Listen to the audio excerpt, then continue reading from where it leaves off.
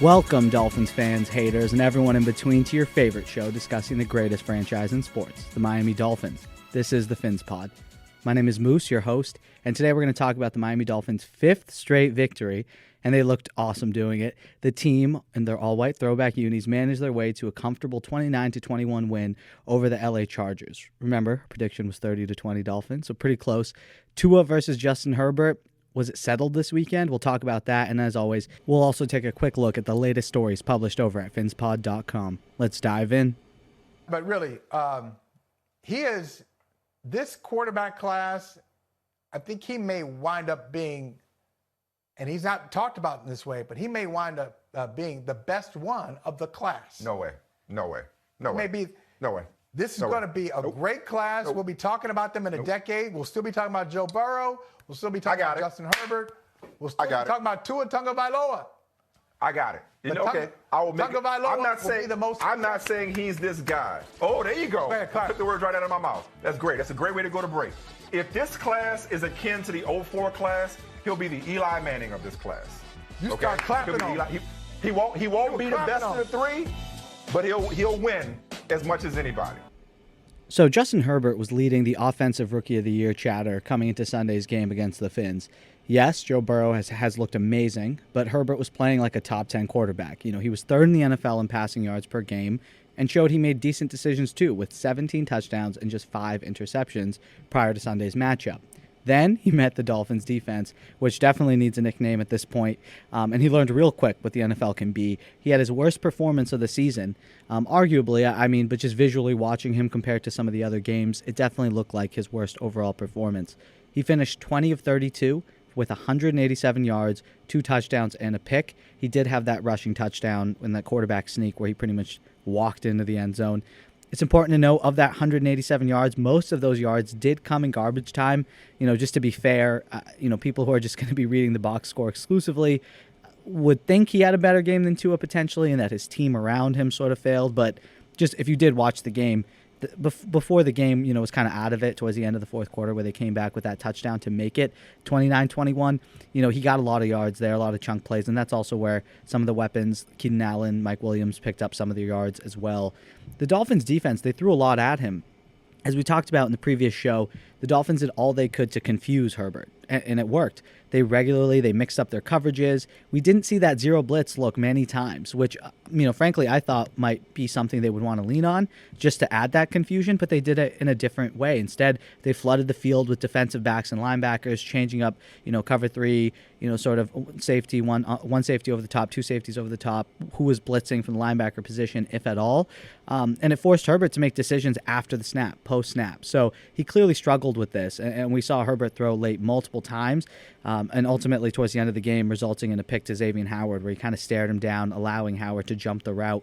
That confusion was definitely something that Miami was able to use and utilize in order to throw Herbert off and not ever let him get in a rhythm or comfortable and sort of develop, sustaining drives. They always sort of had some hitches in their drives, which it was nice to see. One of my least favorite Dolphins players of all time, Kalen Ballage, had arguably the best game of his career against the Dolphins, go figure, which was hella frustrating, and it was pissing me off. I won't lie. I figure some other fans out there were getting annoyed at him too, especially the way Gumbel was talking him up as if he was like some good running back or something. Look, the guy looks like Tarzan, but he runs like Jane, I'm telling you. Ever since he got drafted, when he came in, just the physical specimen he was, watching him at Arizona State, you're like, oh my God, this guy, he's gonna take over the league. He's fast, he's strong, but he just doesn't have it. He just you hit him, he falls over. He's not hard to bring down, and he's really not that elusive. So you really have to make some big holes for him to run through. Speedy guy for sure, but speedy guys are dime a dozen nowadays in the NFL. And overall, the issue was not Kalen Ballage. The Dolphins got blown off the ball many times. It is a concern. The run game is a concern. We need Christian Wilkins back, and we need to get better in our front seven overall. I don't necessarily think it's talent. It's more likely gap responsibility, just getting comfortable in the defense. And at this stage in the season, it has gotten better. But if Miami wants to be a legit contender, have to stop the run. They have to stop the run. Ballage carried the ball 18 times. which is a lot. I was surprised that they hammered the run that hard when they were behind that early. It shortened the game and made it tougher for them to come back. He did record about 70 yards, and he hauled in 5 catches for 34 yards as well. Moving on to the overall passing attack, the Dolphins secondary continues to look pretty elite. They had a duo of Keenan Allen and Mike Williams to deal with, and they combined for 5 catches and 77 yards. Moving to Miami's defense specifically, this was perhaps the most team-based victory, as no one player really dominated. There have been games in the past where, Jerome Baker leads with like 15 tackles, second place is like 10 tackles. But in this game, Raekwon Davis, Eric Rowe, Nick Needham, they all led the defense with just 4 solo tackles apiece. They did all have some assists, and that is incredibly low, but there's a long list of defenders which tallied 2 or 3 tackles. And I think this points to the amount of switching the team did on defense. When I say switching, I mean to defensive sub packages, different looks. No one looked at the field for too long. No one player had a long look, allowing Justin Herbert to get comfortable. So I hate to say it because I feel like we're saying it almost every week, but the game plan kind of reminded me of how Bill Belichick likes to attack rookie quarterbacks. They throw a lot at them and give them a lesson on NFL defenses on the fly where, after the fact, they can probably learn a lot from it, but in the moment, they're just confused. And it worked. And I think, if you listen to some of the comments that the Chargers players made, there definitely was some miscommunication on the field. There was some confusion. And most recently today, Keenan Allen of the LA Chargers stated that, they just leaned on the run because they were pretty confused with what to do in the passing attack. So I think that just goes back to show what the Dolphins were doing, never giving him that same look multiple times, never allowing Herbert to get comfortable, and ultimately kind of showing where he really is. And hopefully this bodes well for, young quarterback matchups coming, down the pike. We're about to see Drew Lock in his second year down the line. And so hopefully that's something that the Dolphins can recover favorably from, including Joe Burrow as well. So these are things that, if that's going to translate, that's great because Bill Belichick has had immense success, throwing a lot at young quarterbacks and really getting the best of them. The Dolphins offense overall, moving to the other side of the ball, they looked great at the start of the game. They jumped to that 14-0 lead early with some help from special teams, which has been balling, and Kinky Ginky, we got to give him a nickname. Andrew Van Ginkel, he's been really good. He clearly has a role on this team, and he's been doing it very well. When he fills in on defense, he plays well. He never really sort of misses his assignment, so he's definitely a sound player. And on special teams, he's definitely a contributor as well. So that's really good to see. And definitely that extra touchdown after the block that put us up 14-0, that was due to the Chargers' ineptitude on that field goal attempt. 4th and 1, how are you jumping off sides? But just charging, I suppose. And, at that point, after that, we were still looking, we stopped him on offense again, and we're looking to go up at least 17-0, if not 21-0, before Ted Karras decided he forgot how to snap a football. And I do understand it was pretty humid. There was a lot of moisture going around out there. But there's no excuse for that in the NFL. You can't do that at that point in the game. A 21-0 lead, even 17-0, that's commanding and really would have changed the landscape. The Chargers were able to get their first score following the turnover, which really put them right back in the game. It was 14-7, and the Dolphins continued to be the better team, allowing them to come away with the victory. But you can't afford mistakes like that against better opponents. And going down the stretch, we're going to see some of these better opponents. You can't do that against the Raiders. You definitely can't do that against the Chiefs. And even a well-coached team like the Patriots, you don't want to be giving away points like that. So stuff like that cannot continue, and it's frustrating that we saw it multiple times. But, listen, it was frustrating, and these are mistakes that will kill a team. But I think on the spin side of that, like we talked about how the Dolphins were the better team, if you have a calm, cool, and collected guy at the helm, that was Tua. That was Tua on Sunday. He outdueled Herbert. Anyone who says otherwise either did not watch the game or doesn't really understand football and prefers to just read box scores. That's a shot at you, Skip Bayless. Tua went 15 for 25, 169 yards, and 2 passing touchdowns. He had about 20 yards less than Herbert, but he was never put in a position where he needed to throw. They were never really behind. So, who knows if the roles were reversed, Tua might have had the better game in a loss, but, we'll take the win 10 out of 10 times. And look, it's a 3rd straight game that Tua has not thrown an interception. That's also a great sign. He's being smart with the football.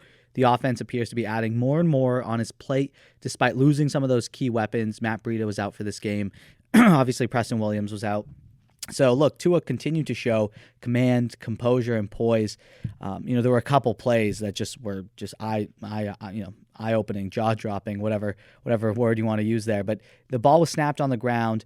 Another one, in that drive leading up, it was a warning. It was a warning that it was coming later on.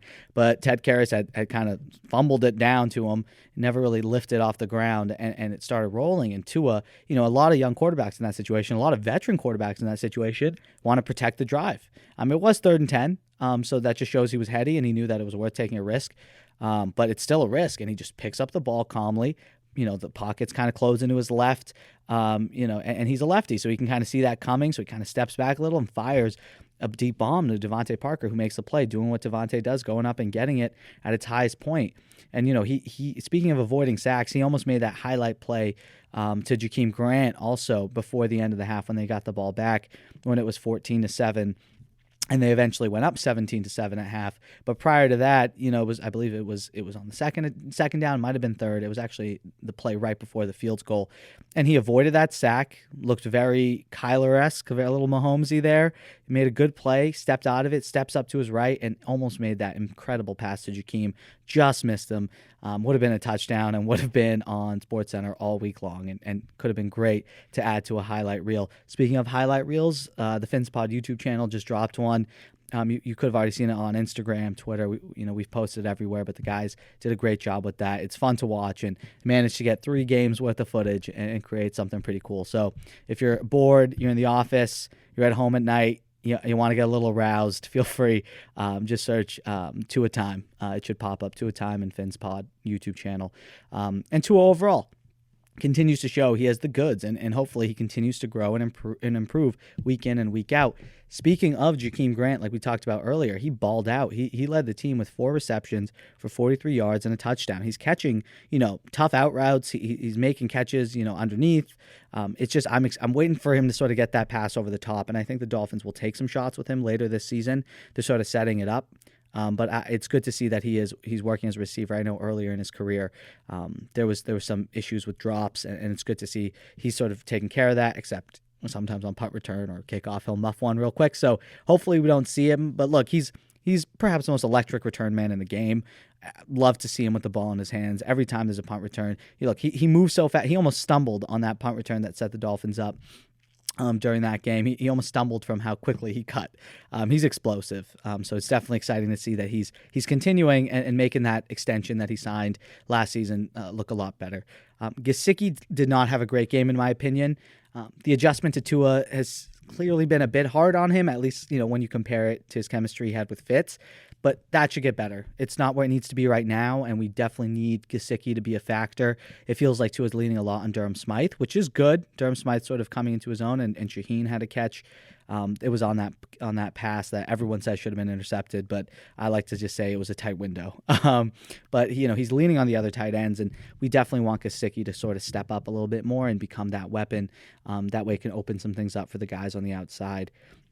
The rushing game did well. It was led by Savon Ahmed again, who continues to look like a really good find by Chris Greer and company. He had 21 carries for 85 yards and a touchdown. That last drive knocked a few yards off that. And again, he very easily could have hit 100 if Miami didn't, feel the need to implement DeAndre Washington a little bit. But I think it was good to get him some carries. He didn't really do much with them, but hopefully we can see what he's capable of going forward. And Savon Ahmed also contributed to the passing game with a catch in the red zone, which was also nice to see. He's clearly got some hands and is able to do some stuff with the ball there. So his role is likely going to get diminished with the return of Matt Breida this week, and once Myles Gaskin does come back, but he's earned a spot in the rotation to compete for carries. So I definitely think Savon Ahmed has been a good find, and hopefully if he is phased out, it's because other backs are doing better. But it's good to know that if things are sticky like they are right now, he'll be able to carry the load for a win. Sort of taking a step back, looking at the big picture, it's a great win. Yes, it was not a great team that the Dolphins just played. But look, good teams beat the teams they're supposed to. Never used to do that. The Dolphins never did that. It always felt like they'd win some games that you didn't expect, and then they'd come up against something that's a lollipop and they choke. And so it's really good to see that like a good team's supposed to, they're beating those teams that they're better than. And another thing that the Dolphins have never really done, start 6-3. The last time that happened was in 2001. 2001. Think about that. That was a long time ago. I mean, I won't tell you how old I was alive. I wasn't that old. That was almost 2 decades ago. So we have something here, folks. 6-3. It's exciting to be a Dolphins fan right now compared to some seasons of the past. We're getting to Thanksgiving, and we're talking about real contending football. So it's really nice to see, and I think it'll be cool in the last 4 games rather than this podcast shifting to draft talk, although trust me, we're going to get into that, and if you've been a listener for a while, I love me some draft. So that's definitely going to be a part of the plans going forward, but I'd much rather be talking about victories and setting ourselves up for a playoff run. So there's definitely something here. And next up, the Dolphins will be playing the Denver Broncos, who are 3-6. So look, they're 3-6, similar to the Chargers, but they beat the Chargers a couple weeks back. But they're not as talented as the Chargers. The Dolphins should be able to take care of business this week. But again, any given Sunday, there's a reason that's a cliche because it's true. But be sure to stay tuned for the preview episode that's going to be posted later this week, where we're going to take a little bit of a deeper look at that matchup and see how these two franchises stack up in Week 11. I was a big fan of Drew Lock. And if you do remember, the Broncos actually traded up right in front of the Dolphins last season in the second round to get Drew Lock. To me, that indicated Miami had interest in him. And I would have, it worked out now with Tua, but Drew Lock last year showed a lot. He's definitely throwing a lot of interceptions, making some bad decisions right now. But usually when quarterbacks have all the talent and it's more so decision making, I think the franchise they're a part of has a lot to do with it. And he's being asked to do too much. So hopefully Miami will be able to feast and get some more turnovers and continue that turnover streak and push it to 16 games in a row where they were able to take the ball away. But we'll be talking about that later this week. So make sure you stay tuned for that. It's funny about coaching. We know quarterbacks run this league, but coaches are, right after that, very crucial. And you can never really know who's going to work. I mean, if I watched Tom Coughlin coach at Boston College, I did not think he'd beat Brady and Belichick twice in a Super Bowl. Judge, I thought Joe Judge was a reach. I think the Giants now are the best 3-7 team I've seen in years. Brian Flores has done everything right in Miami. Do you think Miami feels like a top 6-7 team to me? Are you surprised by how good Miami is in this rebuild midway through year 2? Colin, before this season, when I picked all the division winners, I think I was the only person in humankind to pick Miami to win the AFC East. And so a friend of mine from Miami called me and he goes, "Wow, what are you doing? They're not that good." And I said, "Well, I know I don't love them, but I said, I really love the coach. And I said, there's just something about it. I can't sit here right now and tell you how they're going to win or what exactly is going to happen to make them win. I just know that last year at midseason, they were the worst team in football and it wasn't close. Right. And then over the next 2 months, they had a better record than the New England Patriots. Somehow, some way that happened. And then in the offseason, they had another good offseason. They got their quarterback. They got Emmanuel Ogbah, who nobody believed was going to be very good because he was always hurt. And now he's contending for the sack leadership in the league. And Tua's 3-0 with a quarterback rating 10 points higher than Ryan Fitzpatrick's was. Yeah. So he makes the right calls. And one other thing. He got rid of both his offensive and defensive coordinator after his first year. He's decisive. Yeah. He's like Mike Tomlin in many ways. And lastly, we're just going to take a quick look at some of the articles that were published over at PhinsPod.com this week so far. Some news that dropped Monday afternoon. The Dolphins released Jordan Howard. It was described by Coach Flores as a mutual parting, which makes sense. Look, he got his money. It didn't really work out. Some Dolphins fans have some animosity. I would have animosity if there was a reason that it wasn't. He was a Minka type. He didn't really like the culture. From all accounts, he's a good teammate. I remember earlier in the season, whenever they would cut to Tua on the sideline, he was usually sitting there with Jordan Howard chatting. So, if he's helped in any way with development of young backs and the quarterbacks, no ill will. It just didn't work out. Clearly, he's lost a step, and I really didn't think so. I thought he'd be a good fit, but we've talked about it. Jordan Howard's the type of back who needs carries. So, frankly, a team like the Chargers, I would think that he would do much better with the Chargers. So if he's picked up by another team in short order, I wouldn't be surprised.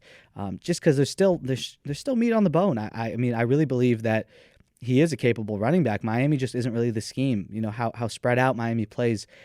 That's not really how he likes to go. He's got to find the hole, and he's not able to slowly read a defensive line and figure out where he needs to attack. He just hits holes that are predetermined and wears defenses down. So there are many teams in the NFL who run offenses like that, and I think he'll find a home. I don't think this is the last that we've heard of Howard. The good news is the way Miami structured his contract. Yes, there's a cap hit this year, but it's not our money. It's not going to affect anything. So I don't really think it's a big deal. Next year, nothing's on the books. So overall, I don't think it was a swing and a miss, but it happens. And if you freak out every single time it happens, you're not going to be a happy fan. I just look at the record and feel a lot better about the direction of this team. Speaking of the direction of this team, the other news that came out was the Dolphins extended defensive tackle Zach Sealer. Huge fan of the move. I love him. He's a role player for sure, and I don't really ever think he'll develop into some elite defensive tackle, but a second defensive tackle, third defensive tackle in a good, healthy rotation, I'll take it. And so he got extended through the 2023 season, so he'll be here for a while. So that's good to see. Miami's definitely finding young talent, looking for it, and once they see that it's there and they're a culture fit, they lock it up. So we've seen that before. So overall, great move. Jakeem Grant, like we mentioned, Xavier Howard, they had locked up. Eric Rowe, they had locked up as well. Devontae Parker.